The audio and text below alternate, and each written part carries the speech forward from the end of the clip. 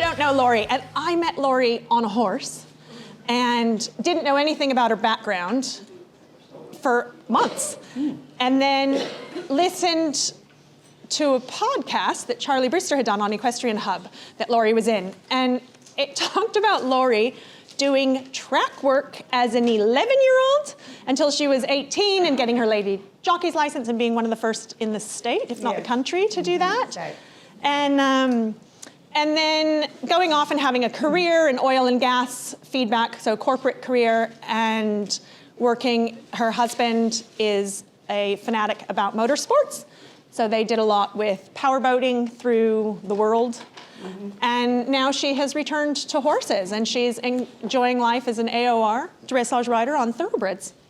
So I leave you with Laurie. That sounds like an impossible task, doesn't it? I like a challenge. So some of you I recognise, some of you I know quite well. One of the things that I would say to you is that as far as my journey with horses took a long hiatus, and I had 34 years of not sitting on a horse.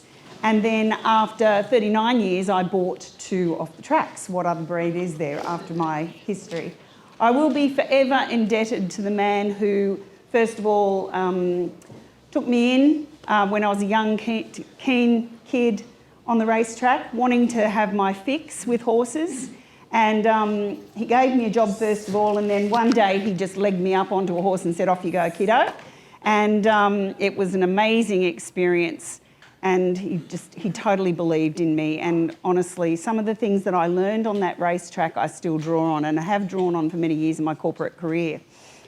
Kristen's right, I've worked in hospitality as well as the oil and gas industry. I spent 11 years of my career travelling the world, basically working for companies like ExxonMobil and BP, and working with their leadership teams and giving them some hints on how to deliver feedback to their big burly blokes on oil rigs and out in gas fields and plants and all over the place. So I guess I've taken some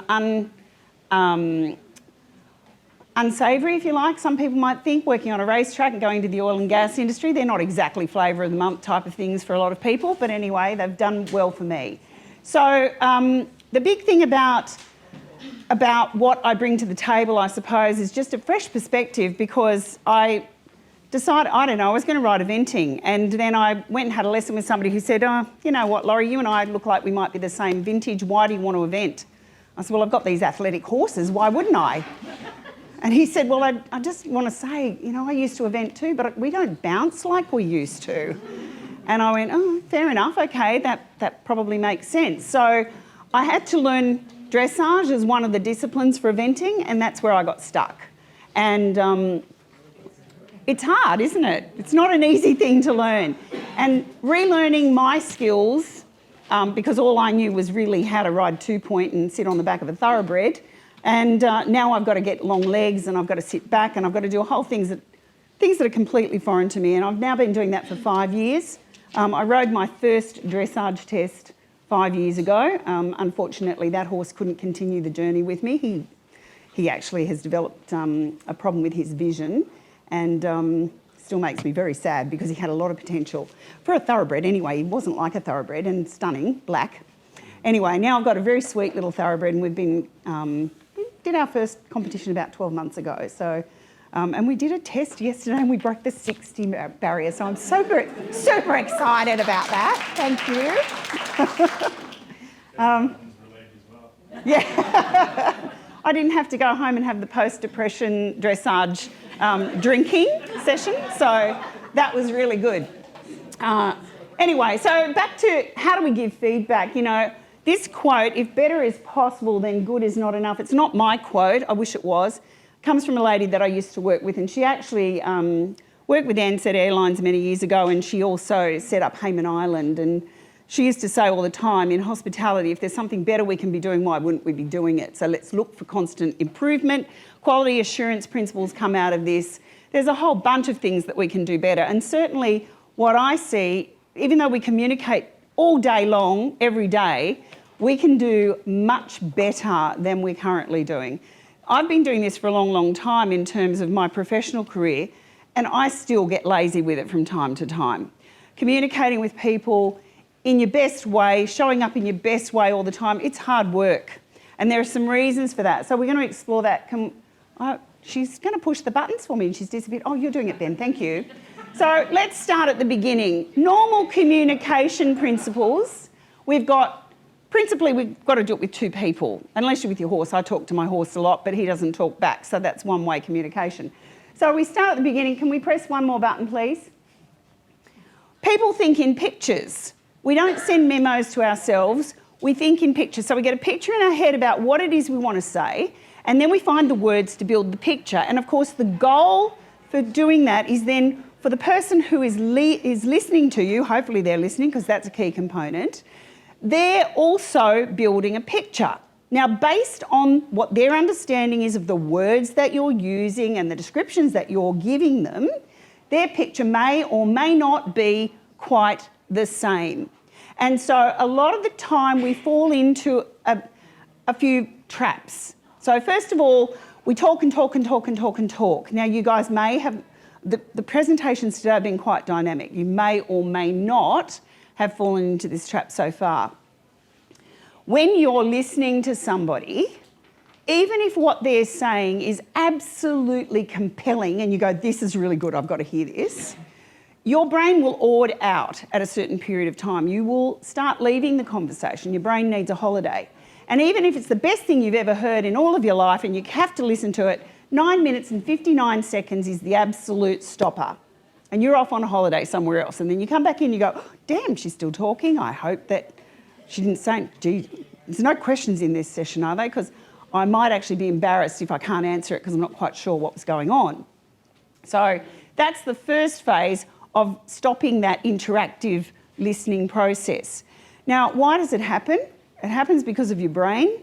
Your brain is the most energy-intense organ in your entire body. It uses 25% of your daily calorie intake, and its only food is actually carbohydrate.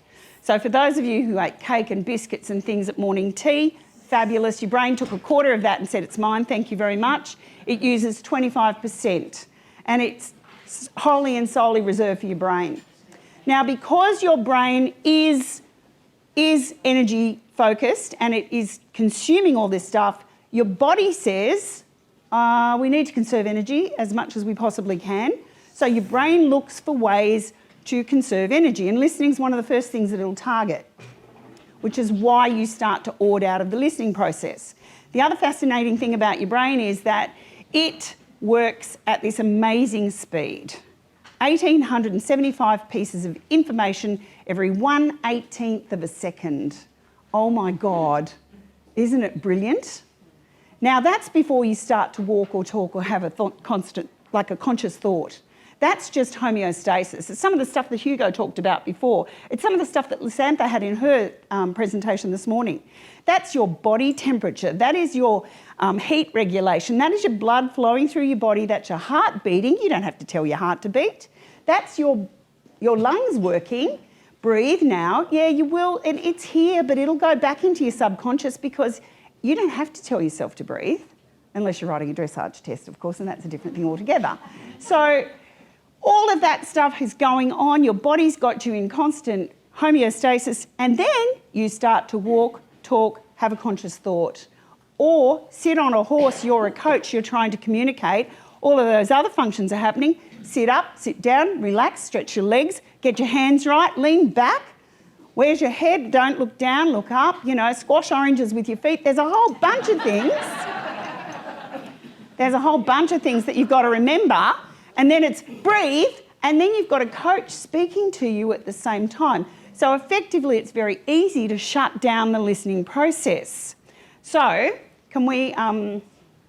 so we need to ask questions, and we've heard lots about asking questions. There are some very effective questioning techniques that you can apply. Now, this toolkit here I've had for a very long time, and I can tell you can even drag information out of a teenager with this stuff, yeah? So I carry TEDs around with me all the time because if I'm writing and somebody says to me, let's say I just did a transition and it was pretty sloppy because you said I can have a walk break, and I went, okay, let's have that walk break. and we just go flop. I might get somebody saying to me, "What did you just do?" I go, "What do you mean, what did I just do?" "I don't know, what did I do? I'm busy breathing, putting hands here, legs down, sitting back. I don't know, what did I do?" If you say to me, "Tell me about that transition that you just did. Explain to me why you just let all of the energy out of the horse and let it flop at the end of that. Describe what your thought process was when you just applied that move." Well, I actually wasn't thinking anything except for breathe. And then describe for me how you should be doing it. What have we talked about before? There's a what. And now show me, do it again. Because if you do it this way when you're practicing, how does the horse know to do it the right way when you're in your test? Now I'm understanding a lot more clearly than I was before.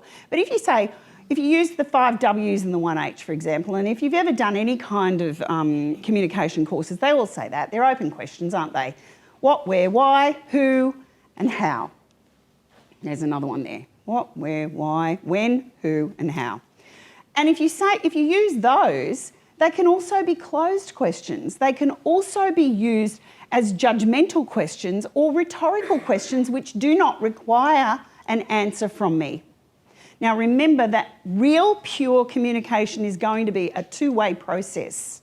We don't need to have those rhetorical, "What were you thinking?" Yeah? That, I know, you've just made a judgment of me as well. So I'm not feeling good about myself, and now I'm searching through about what was I thinking? Not a lot, apart from all the other things that I've been told I need to think about while I'm sitting up here on this horse. And my brain's fighting with me right now because it's already processing 1,875 bits of information every 1/18th of a second, and I'm trying to stay looking on a horse, feeling very self-conscious because I really can ride. I promise you I can, I just can't do dressage very well, yeah? So all of that is fighting against us when we are trying to communicate. If you take one thing away from this today and you put that into your coaching sessions, I can guarantee you will get so much more quality in firstly the conversations that you're having with the person that you're coaching, because there's feedback involved. And that's the other part of the process. It's not just about asking any question, it's about asking the correct questions. So, next slide please, that'll be great. So apart from that, those questions are the basis. So if an aeroplane crashes, and there has been one recently, those questions in TEDS form the basis of a technique that was developed by the British Police Force back in the 80s that they used to verify. And the technique they use is called the funneling technique. And so they'll go through and they'll collect the things and then they'll funnel down in under subject matters. And when you've got an air crash investigation, there'll be a whole hanger set out and then there'll be tags on the wall. And they'll go around and they'll start funneling down and pulling all of the information together. They found in the 80s that they were using the 5 Ws and the 1 H, and they were having this crime fest, basically with sexual assaults, and they were losing cases. They were losing up to 80% of their convictions because smart defence lawyers were getting their people put back out on the streets, and they went, "This is not good for society. We need to be providing appropriate consequences to people for this." So then they changed it. They found a bunch of psychologists working on this in America. They brought in this and straight away they closed the gap. So this technique, well used, is going to give you a lot more tools in your armoury as well, because people will answer you and they'll tell you what they were thinking. And you'll be able to pick up the gaps. Can you explain to me in your own words what it is I just told you is a different way of saying, "Tell me what I just said." Yeah? It's softer, it's rounder. I don't feel defensive straight away. I'm going to start that dialogue with you. Scientists discovered a long, long time ago that just by observing 15 minutes of communication between couples, particularly during conflict, they could predict with a 90% accuracy rate, whether that relationship would end in divorce. They went back 9 years later. They mapped the couples and they found out who was still together and they found out who had gone, just from 15 minutes of observing. And what they picked up was that there needs to be a certain ratio of positive comments to negative comments. The ratio is 5 to 1. Even in the way that you handle conflict, and that's where the pressure's really on, how does that pan out? So when you're working with people, teaching them how to ride, how much positive are they getting? What are the positive strokes versus what feels like, what sounds like criticism. You walk away and you go, I'm just completely broken. I'm never going to get it right. Yeah?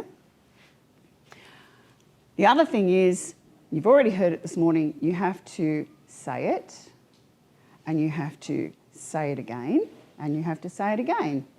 So that's one way of looking at it. If you say it, and then you get me to describe it in my words, how I understand it, there's another adage that I learned from a wonderful psychiatrist called Dr. Ali Dale, who's based in Western Australia, and she used to say this: I understand the truth as I hear myself speak it. You can tell me all you like. You can tell me. Now I'm saying it, I have to own it. Yeah? So the trick is to get me to say it back. And then you've just closed up that communication loop. Can I get you to press a button again, please? And the second button. And the third button. And now I've closed the gap and you are no longer thinking something different to the concept that I am trying to get you to adopt. Does that make sense to you? Yeah? So in terms of the way that we communicate, we've got a lot of barriers to it in terms of we say the words. Here's another one, jargon. Do we have any jargon in our sport? We've got a little, no, not a lot. Sue very generously shared with me the glossaries that are produced. And there's only 24 pages. Not much really. So when you're speaking to me and you're using all of that jargon and I'm new to the sport, I've got a lot of question marks or a lot of triangles going on in my head. And interestingly enough, this is something to contemplate as well, because in my early days of riding, before I really considered doing dressage seriously, and some might say you ride a thoroughbred, you're really not serious, but anyway, I had a young coach and I said to them, look, I'm not really sure what you're talking about. I don't quite understand what it is you're trying to say. And she said, well, go and have a look at YouTube. There are lots and lots of things you can look at on YouTube and you'll be able to find out everything you need to know. Do some research, do some background, find out what it is you're looking for. Well, it's not really what I was expecting in terms of an answer. It left me feeling a little bit flat. There's also a warning, a cautionary warning for any coach that might like to take that shortcut. Because there's a guy from Uganda who, Uganda has got all these incredible athletes when it comes to long distance running. I believe that 30 of the top 50 long distance world record holders and current champions come from Uganda. So it's a pretty crowded space if you want to compete in their athletics team. And one particular guy decided he would find a point of difference. And in his little village, a very poor little village, they used to throw sticks.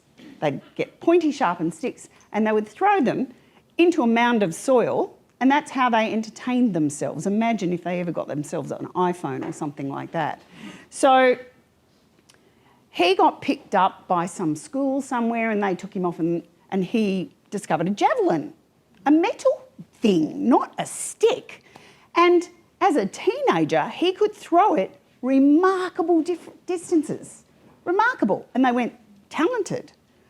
The guy never ever had the facilities or the ability to get a coach. So he went to YouTube. He held a world record. He became a world title holder through no coach, just YouTube. Don't send your students to YouTube, really. It's not gonna... Times are tough, I hear, so, you want to really get there. Verification is absolutely the best way to make sure that you and your student are on the same page. And I guess the other thing that in terms of the whole summary, I heard this morning what I believe is part of the debrief model. And one of the people from Equestrian New South Wales was talking about some of the programs, and they're very good programs that are being done. There's a lot of positive work being done. And they mentioned something that I've come to know as the debrief formula. And in the oil and gas industry, we used it all the time. The history of it is it comes out of came from the Vietnam War, in fact, and the American Army started using it because, I don't know, they just kept shooting their own people. And they went, oh, shoot, another one. How do we do that all the time? Let's just work out how to stop doing that. So the formula that they used, and I can tell you this is another quality assurance model. I haven't got it on a slide. It is pure brilliance. The first thing you say after you've finished doing a ride or finished a manoeuvre or whatever it is what happened. So we'll talk about what happened, yeah? So you just wrote a dressage test or you just did this training session, whatever it is, let's talk about what happened. No good, no bad, no nothing at this point. It's just what happened. That's what we're talking about. That's the standard. That is the parameter that we will focus on. The second thing, and remembering Ali Dale's word, I understand the truth. Am I upsetting you by moving too much? No? I understand the truth. I feel like I've got my feet nailed to the ground. As I hear myself speak it, then the next question you ask me is, what did you do well? This is self-evaluation. This is me having to say, I did this well. Now, we usually don't do that very well at all. We're pretty good at self-criticism. So we'll want to jump straight to self-criticism. No. Your job as the coach is to keep me focused on the positive thing that I did. What was the positive? The positive was that you did this, yeah? Next question, and I think that the way that this was changed, and debriefs have different purposes obviously, but the way that I understand this model in its purest form is, what could you have done better? What could you have done better? Not what was a failure, what did you fluff up, none of that stuff, just what could you have done better? Soften it a little bit more by saying, or differently. What could you have done better or differently? And then the fourth piece is lessons learned. What do we take away and what do we need to work on next? And that's a great way after you've had a lesson to encapsulate what you've just done. Because if you're walking away from a lesson and going, that was great, well done, practice those things, see you next week or see you next month or whatever it is, then you've got a structure to come back on. And I suppose the other thing that I would say is ask yourselves how you're capturing all this information about your clients. Do you remember where you're up to in the last lesson? Are you capturing notes on a phone? Do you have a structure? Years and years ago, I learned this from a hairdresser when I went back 8 weeks after I'd had my hair done, and she's asking me questions about one of my daughters that had been sick at the time. And I went, my goodness, I didn't even remember that. You've got an amazing memory. And she said, I don't. I've got a confession to make. I keep little cards. So when I write down what I did to your hair, I write down what we talked about. And that's my trigger to come back and go, oh, let me ask you about those things. And you know what? It gives you the feeling that she really cares, yeah? And if you're my coach, I have to think you really care, because if you care about me, I care about you. There's a trust factor, and that's going to strengthen our relationship, yeah? So all of those things are incredibly important. We're not finished yet, though. There are a couple of other things that get in the way of being able to communicate correctly. One of them is in the box. And when Kristen told me how many people were coming, I went, I've only got one box, so it's not going to work for this many people. So Ben, can we go to the next slide, please? Yeah, all on the same page, not quite yet. I picked that picture because he looks like the horse that I had to retire, and I looked at it and went, oh, it just looks like my Dukey boy. Yeah, no, we're not all on the same page yet, so can we go? And I only need this to be here. This is a really big job for you, Ben. 20 seconds, I'm going to show you a picture, and your job is to remember as many things as you can in the picture that you're about to see. So can we go next slide? 1, 2, 3, 4, 5, 6, 7, 8, 9, 10, 11.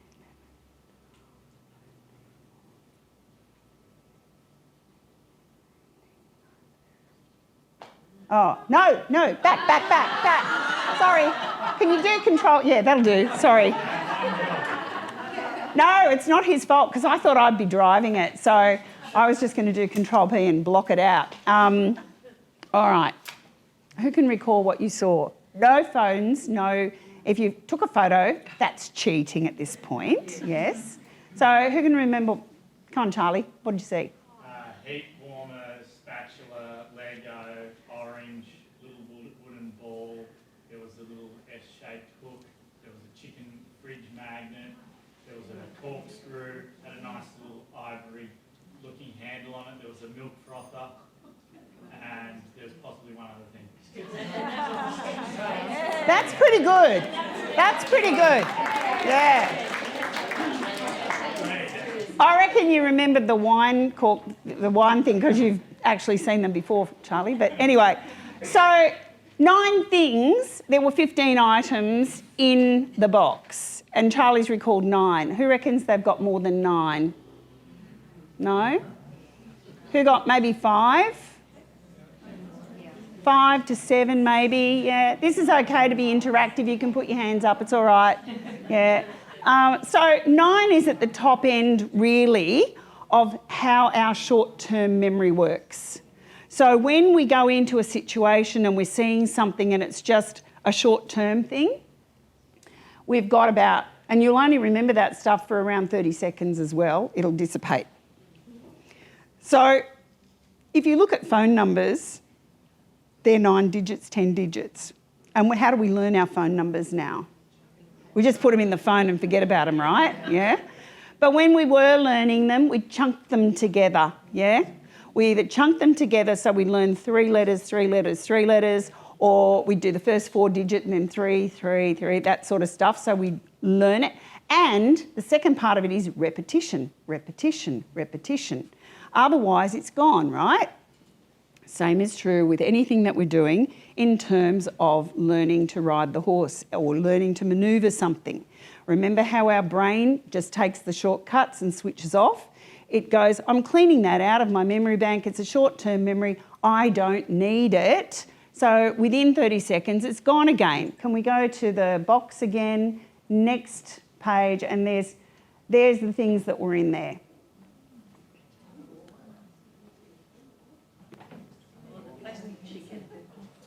Yeah, well, it looks like a fridge magnet. You weren't half wrong. I mean, you know, you got it. You got it.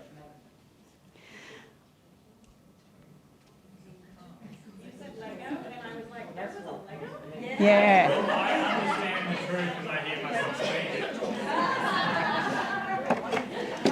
It's only a big block like that, right? And it's red. It's red. Yeah. I'd like you to test us. I'd like you to test us on what we saw on those horses out there. Oh, yeah. Now, that'd be different. That'd be different. You could recall that stuff. This is random and it's not relevant to you. And that's the other thing about how the brain works. When I do something repeatedly, my brain starts to, they say, neurons that wire together, fire together. So when I do something over and over and over again, what happens is it starts to wear a groove in my brain like the old record players used to have. You know, the grooves that go around. And so now, if I have to recall what's up there, if I have to do something new, it feels odd, it feels uncomfortable. Why should I do it? The brain's going, I can't see any real reason for it, it's not compelling. If I use this as an example, every single one of us has a preference for which leg you put into your trousers first thing in the morning. It's either left or it's right, and it does not change. It will be the same. Now, if for some reason you said, I am going to change that habit, because that's what it has become, it's a habit, I'm going to change it because I can see it might be impacting me as a rider, maybe my balance is more to this side than that side, I don't know, some obscure reason, then I'm going to, tomorrow morning, I'm getting dressed, I'm going to put my trousers on with a different leg. I might remember it for the undies, and then the minute I go to put on my riding trousers or whatever I'm wearing, I default to my preferred leg, yeah? I'll challenge you to all try it. I can guarantee you it's going to happen. because the brain takes over and it goes, that's your habit. It doesn't use any energy to not think about it. And that's essentially what a habit is. I've created this habit out of 3 weeks minimum of doing it over and over again. I've created these wired together neurons in my brain. Now I can do it without having to exert any energy, and the brain goes, I'm happy with that. Thanks very much, just go off and doing that. So I might have to focus on it in the beginning, then after I've been doing it for a couple of weeks, less focus, less energy. Oh, I just do it that way. When did I change? I'm not quite sure, but I do it that way all the time, yeah? If you've ever moved house and you find yourself driving back to the old address, you might associate with that, yeah. Yeah, we've all done it at some point, right? So, importantly, short-term memory stuff also goes against us. So that recapping at the end of your sessions with your riders is really important to come back to. I'm saying it, I'm owning it, I'm reinforcing it in my brain, and I'm telling my brain it's more than just a short-term memory thing. Yeah? Makes sense? Now, let's go to the next one, please, Ben. So you set them up and you send them off to a dressage test, right? And you go, okay, that's fabulous. Good little people, you're riding really well here at home and everything's going to go really well. Does that set them up for success? No. Because the fight, flight, and the third part of that, the freeze syndrome sets in. Freeze is where your body's preparing to die. Yeah? So it's like, and I've been there a few times. I know I don't show it externally, I'm internally optimistic, but it's true, it's there. So next one, please, Ben. Oh, yes. So I conducted a little activity a few months back where I put up a Facebook post and I asked people to send me some examples of some feedback that they had received. Good, bad and the ugly. I said, what made you sigh, cry, whatever it was, show me what it was. Now, this came from a British woman. It wasn't an Australian piece, I'm happy to say. But I thought it was very witty. So I won't read it out loud. You can all read that.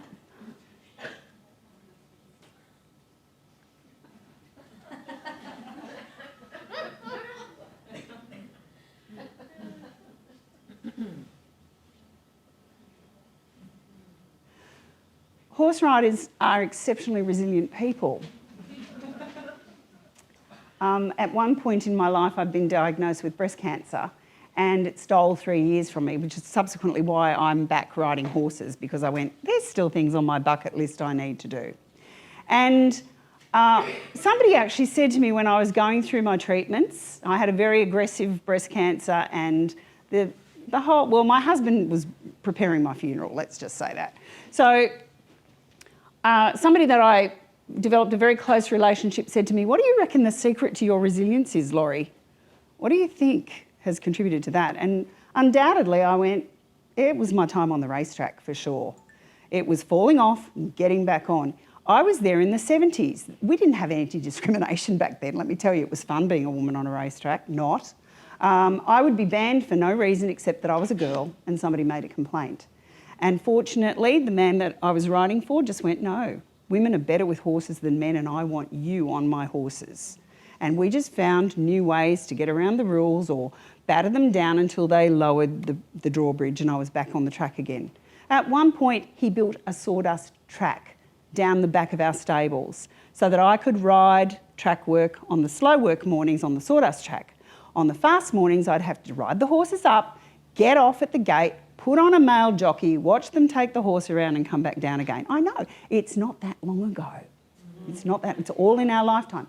So those lessons certainly helped me, and I think every single rider that I rub shoulders with today has a very similar resilience, and I'm sure it comes from falling off and hopping back on again. Can we have the next one, please? Then we've got situations like this, where this person got so put off by the judge that they stopped competing. Now, isn't one of the coalescing factors and the reasons that we're here doing what we're doing is we're trying to regenerate our sport? I hear people talk about the number of people that are no longer competing. I hear people talk about the fact that the carnivals used to be bigger. There were more people. We know that this sport is not cheap. It's not like going to the soccer on a Saturday. I can't just go, yeah, I've signed up. Can I borrow your horse? I think I'll go and take it to this. No.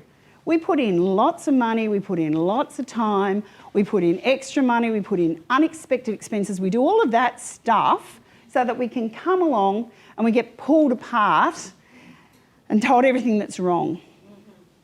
And so it's really critical to remember that we've got to build up, especially our nervous, our young, our inexperienced people. They've got to get some positives out of this. Otherwise, they will walk away because there are other options. There's trail riding, pretty much free. There's hacking, a lot less expensive.